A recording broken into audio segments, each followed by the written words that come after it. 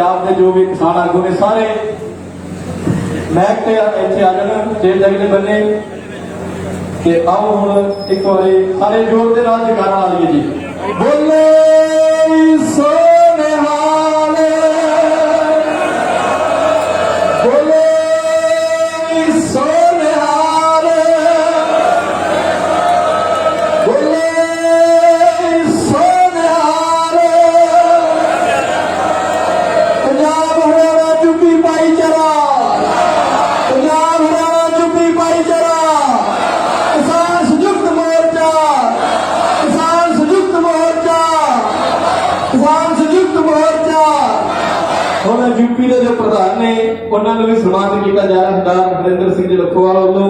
ਉਹਨਾਂ ਅੱਗੇ ਬੇਨਤੀ ਹੋਈ ਆਪਣਾ ਸਨਮਾਨ ਲੈ ਜੀ। ਬੋਲੇ ਸੋਨਿਹਾਲ। ਜੋ ਹਰਿਆਣੇ ਦੇ ਨੇ ਪ੍ਰਧਾਨ ਉਹਨਾਂ ਨੂੰ ਵੀ ਮਾਨ ਸਾਹਿਬ ਜੀ ਨੂੰ ਵੀ ਸਨਮਾਨਿਤ ਕੀਤਾ ਜਾ ਰਿਹਾ ਹੈ। ਰਤਨਮਾਨ ਜੀ ਨੂੰ ਵੀ ਬੋਲੇ ਸੋਨਿਹਾਲ ਬੋਲੇ ਸੋਨਿਹਾਲ। ਬਹੁਤ ਬਹੁਤ ਧੰਨਵਾਦ ਹੈ ਜੀ ਸਾਰੇ ਸਾਡੇ ਸਤਿਕਾਰਯੋਗ ਆਗੂਆਂ ਦਾ ਜੋ ਆਏ ਨੇ। ਸਾਰੇ ਵੀਰਾਂ ਨੂੰ ਬੇਨਤੀ ਆ ਕਿ ਟਕੈਤ ਸਾਹਿਬ ਬੋਲਣਗੇ ਉਹ ਸਾਰੇ ਵੀਰ ਆਰਾਮ ਨਾਲ ਬੈਠ ਜਾਓ। ਮੈਂ 2-4 ਜਿਹੜੇ ਨਾਰੇ ਲਵਾਉਂਗਾ ਉਹਨਾਂ ਦਾ ਜਵਾਬ ਦੇਣਾ। ਉਧਰ ਹੋ ਜਾ ਮੇਰੇ ਭਰਾ कैमरे पर ऊपर किसान मजदूर एकता, संयुक्त किसान मोर्चा जो किसानों नाल टकराएगा भारतीय किसान यूनियन। धन्यवाद जी। मैं राकेश कैदी को बेनती करूंगा वो अपने बंदे विचार रखेंगे।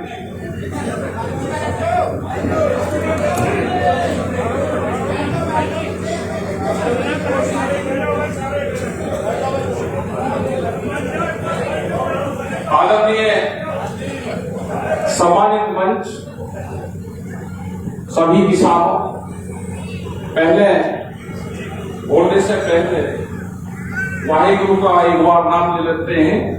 वाहेगुरु जी का खालसा, वाहेगुरु जी की फतेह। आप सबका धन्यवाद, इस मोर्चे का धन्यवाद, संयुक्त मोर्चे का धन्यवाद। जितनी भी जत्थेबंदी हैं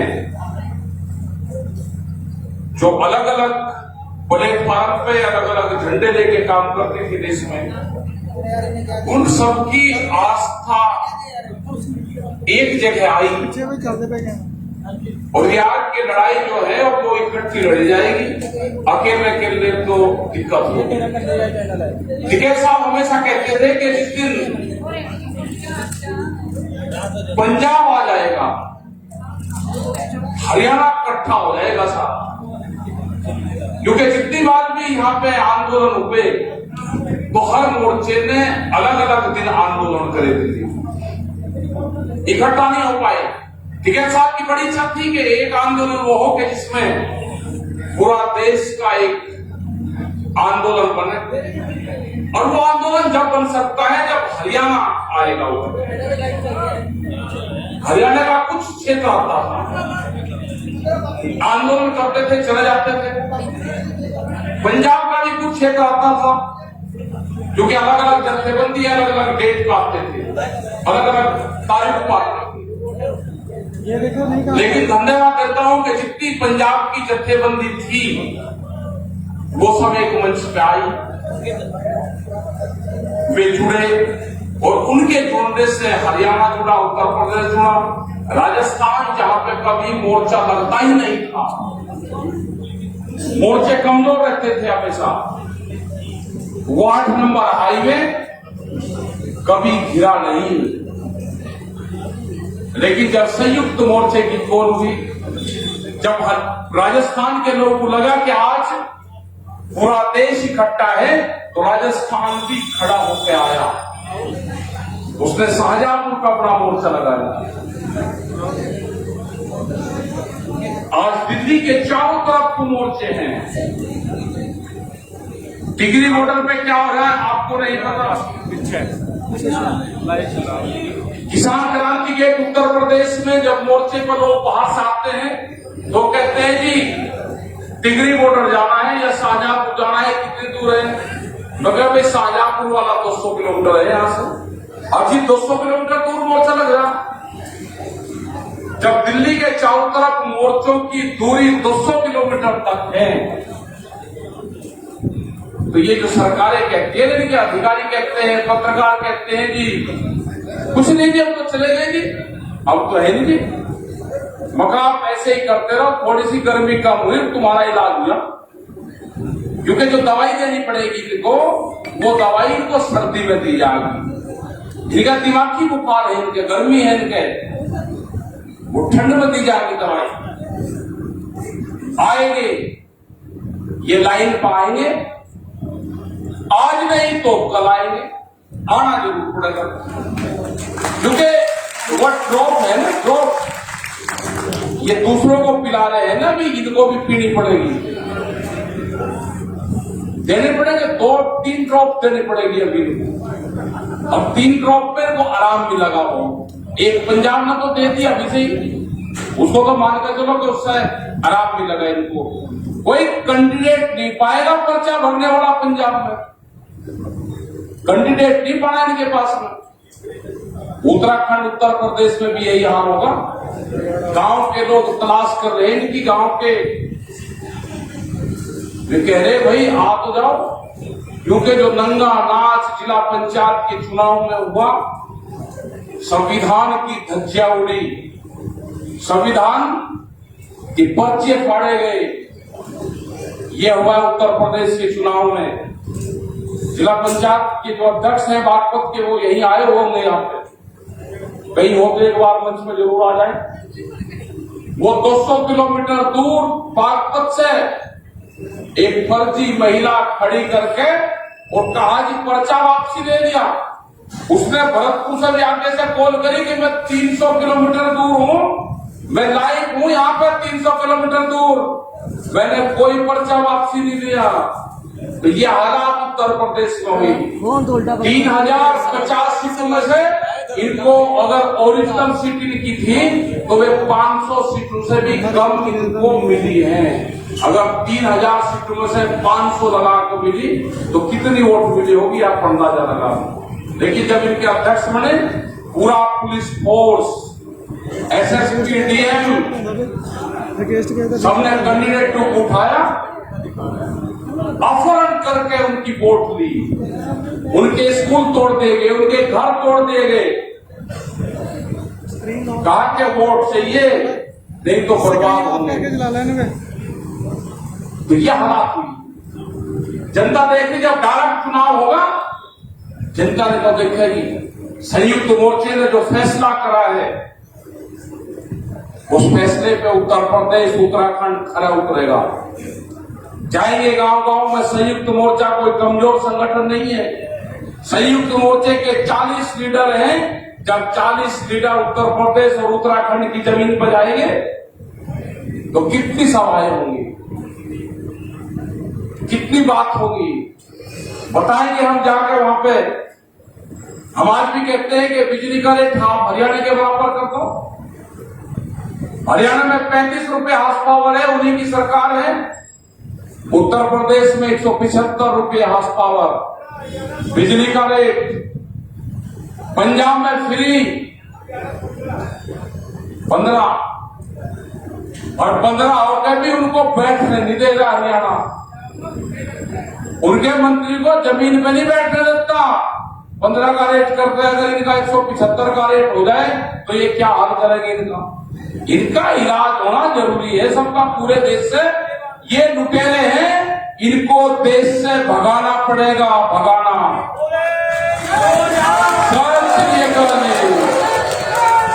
कल भी एक मेंबर होगा यहाँ पे जो प्रमुख बनते हैं, वो इंडिपेंडेंट चुने गए 3 लोग।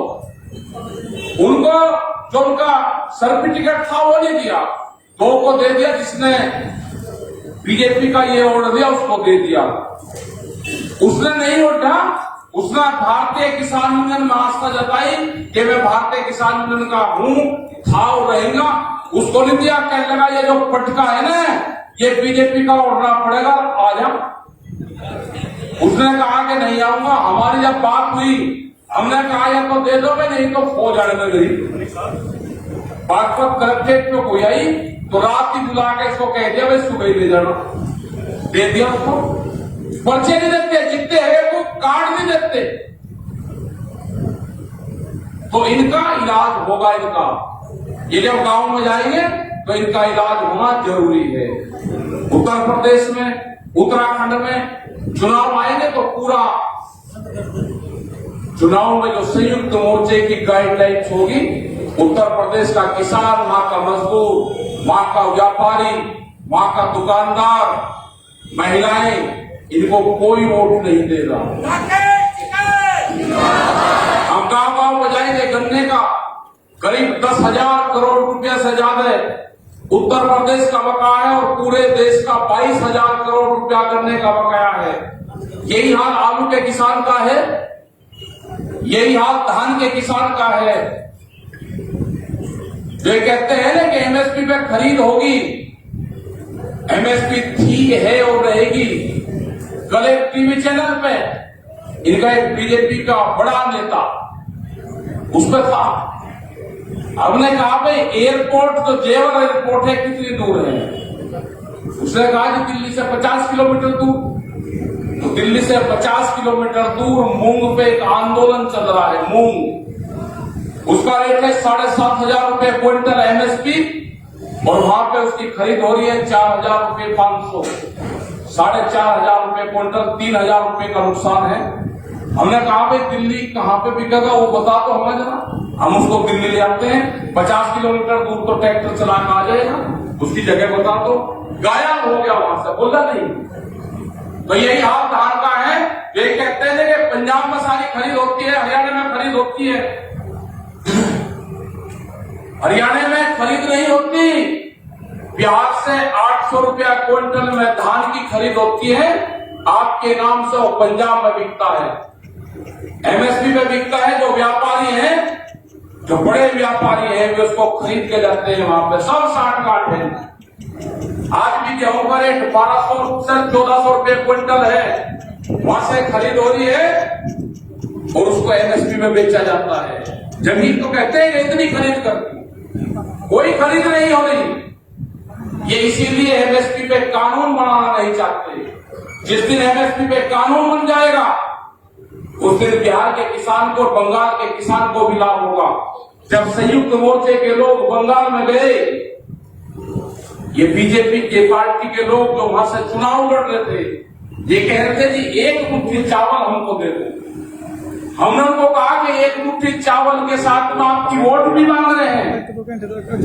ये दिल्ली के लोग आए, चमचमाती कोठियों में रहते हैं, आप इनसे कहो कि एमएसपी भी इसकी दे दो साथ। ये गायब हो गए वहां से सारे।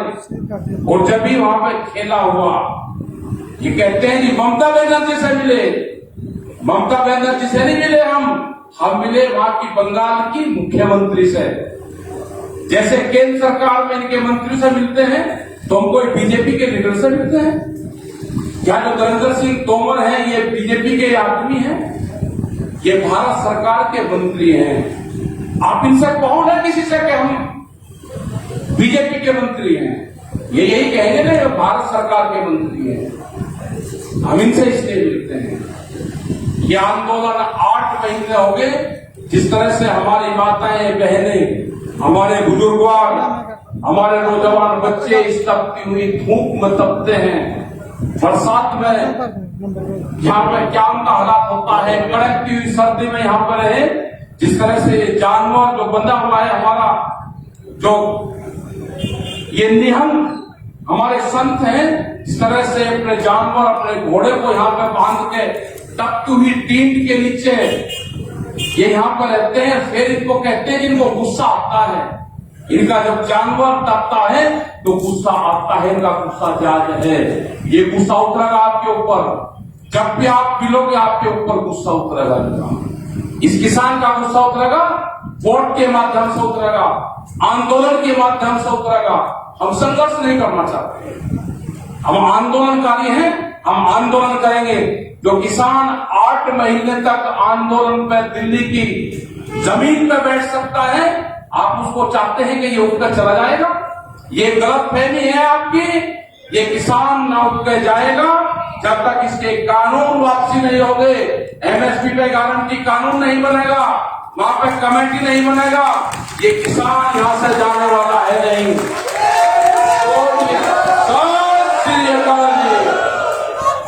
ये लड़ाई लड़ी जाएगी। ये दिल्ली फिर कान खोल कर सुन ले, ये 4 लाख ट्रैक्टर भी हमारे थे और 25 लाख आदमी भी हमारे हैं। ये 26 तारीख की जांच, कोई देश में एजेंसी है ये 26 तारीख के कांड की जांच करवा दी जाए? ये फंसेंगे, ये जेल जाएंगे। हमने कहा कि देश में कोई एजेंसी नहीं है कि उसकी जांच करते, इनके खिलाफ कोई बोलने वाला नहीं है। इन्होंने पूरे संसाधनों पे कब्जा किया है। अगर देश में बीजेपी की सरकार होती, अगर देश में कांग्रेस की होती, अगर देश में किसी पार्टी की सरकार होती तो वह जरूर बात करती। इस देश में सरकार है मोदी सरकार, मोदी को चलाती है बड़ी बड़ी कंपनियां। ये बीजेपी वाले कहां गपशप में हैं? इनकी पार्टी गई, जिन लोगों ने इस पार्टी को बढ़ाया था वे तो अपने हाउस में कैद हैं, उनकी बोलने की हिम्मत नहीं। वे मकान के दिल्ली की चमचमाती कोठरियों में वे बंद कर रखे हैं अपने नेता। ये बीजेपी के जो बोलते हैं ये आन के कहते हैं कि हमारी बात, अपने नेताओं को छुटाओ और उसके बाद में बात करो। तुम्हारे नेता दिल्ली की काल कोठरी में कैद हैं, आप उनको छुटाने का काम करो। अडानी जी ने जिसने पार्टी बनाई उसको राष्ट्रपति बनना था, कहने लगे अच्छा ये बुढ़ा राष्ट्रपति बनेगा, एक मुकदमा लगा दिया, घर में कैद कर दिया, बोलने की हिम्मत नहीं है। जो अपने नेताओं को कैद कर सकता है वो किसानों को भी कैद करेगा। ये देख कर रहना, इनसे बच कर रहना। जो निखर वाले थे ना, इनको पेंट मिले हैं, अब इनका प्रमोशन हुआ है, तलाश उनकी करना है। जो विचारधारा इनकी गांवों में चली गई, ये बहुत खतरनाक लोग हैं। उन्होंने एक बोर्ड बनाया है अभी, नारियल बोर्ड, उसमें कहा कि प्राइवेट आदमी आएगा ना, प्राइवेट आदमी नहीं आएगा, संघ का आदमी आएगा जिसने उसका 40 दिन का कोर्स कर रखा होगा, जिसने 8 दिन का कोर्स कर रखा होगा, वे लोग वहां पाएंगे। अभी 400 IAS की भर्ती होनी है बगैर एग्जाम के। मेरा देश का नौजवान कहां जाएगा? ये नौजवान कहां जाएगा? नई भर्ती होगी जिसकी उम्र 40 साल से 60 साल तक, 70 साल तक हो। नहीं परमिशन कर रहे हैं, उनको IAS बनाया जा रहा है, सीनियर IAS अधिकारी बनेंगे। आप पटेंगे वक्कल, चिंता न करें। तो यह होगा देश में, सब संसाधनों पर कब्जा होगा। इन लुटेरों को भगाना पड़ेगा। ये देश का आखिरी लुटेरों का बादशाह साबित होगा। ये जाएगा, यहां से भागेगा ही, इसको पकड़ना पड़ेगा। इसकी पूंछड़ पाड़ के जब इसको गुजरात भेजना पड़ेगा। ऐसे नहीं भेजना, लाडा करके भेजेंगे, वैसे नहीं भेजना। ये आएगा काबू, भागेगा, ये भागते हुए पे पकड़ना पड़ेगा, भागेगा। लुटेरे आगे, देश में लुटेरे।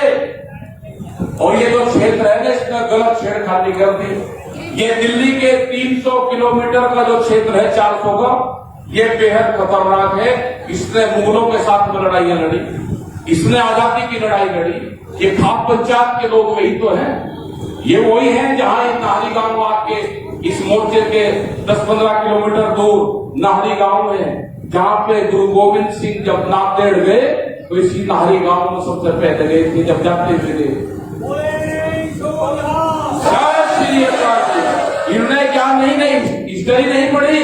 गुरु गोविंद सिंह जब पंजाब से गए, जब उनका परिवार खत्म हो गया तो वे नाहरी गांव के खाप पंचायत के लोगों से मिलकर गए।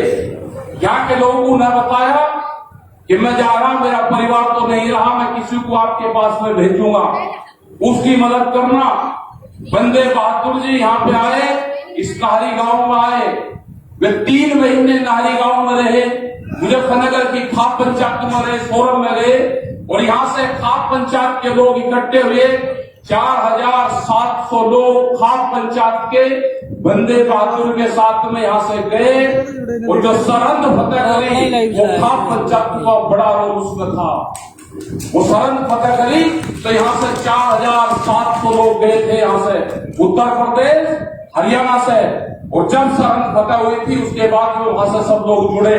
सरहद फतेह जब हुई, जब यहाँ से लोग गए, आप लोग सब जुड़े, तो गुरुओं का संबंध खाप पंचायतों से रहा है। गुरुओं का संबंध हमारे से रहा है। ये हम गुरु परंपरा को मानने वाले लोग हैं। इन्होंने छेड़खानी करी है। 72वां गणतंत्र दिवस था, ध्यान से सुन लो। 72वां गणतंत्र दिवस था, उसका अंक होता है 9 और 9 अंक है गुरु का।